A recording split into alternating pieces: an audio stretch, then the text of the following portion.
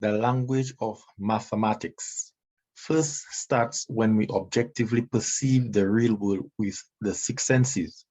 Then, in order to communicate the mental image that was formed in the mind, we design diagrams and graphs. We also convert words to symbols. In that way, we facilitate the documentation, thus written communication of ideas involving numerical analysis. Okay? Translating from the real words to graphs and symbols. So maths does a lot of that. Yes? Mathematics brings to the table this process. Perception of reality. So first we see, example, books. We hear sound. We smell aroma, fragrance. We taste, food. We feel with our skin, and we may intuit or intuition. All right, normally they call that the sixth sense. Now the mind thinks using words according to the native language.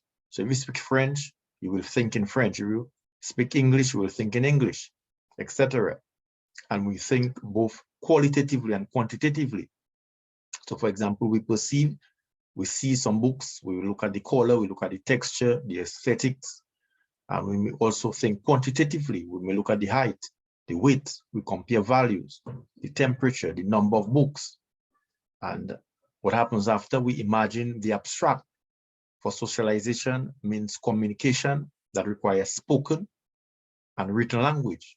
So qualitatively, we write using words, and quantitatively, we write using symbols. We translate the words to mathematical symbols.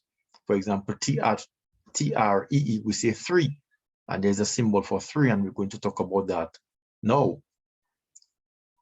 These symbols were designed, right, in India.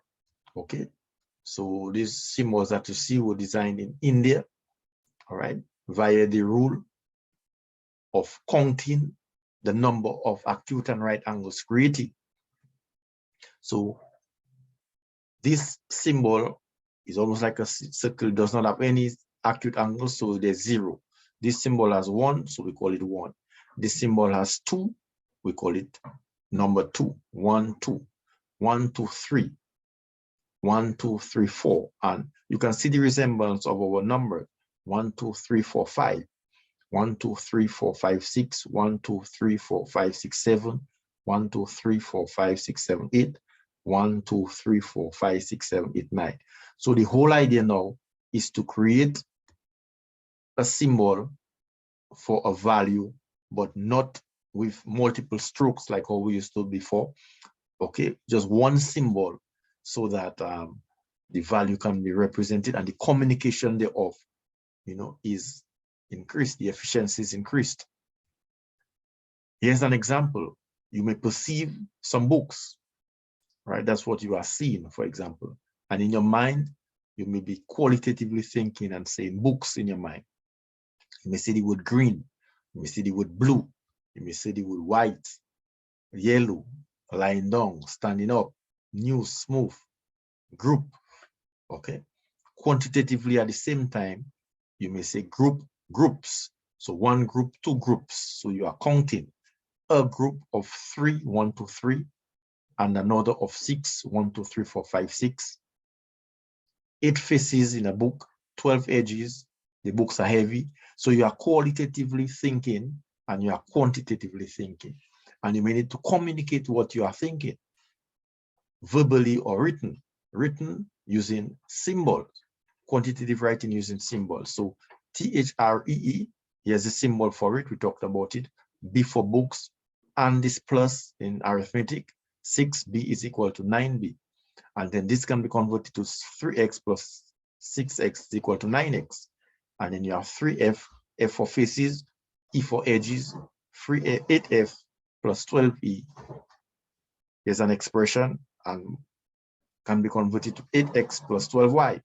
So therefore, now every symbol you see, okay, in an expression, in an equation, every letter specifically represents a potential real-life variable.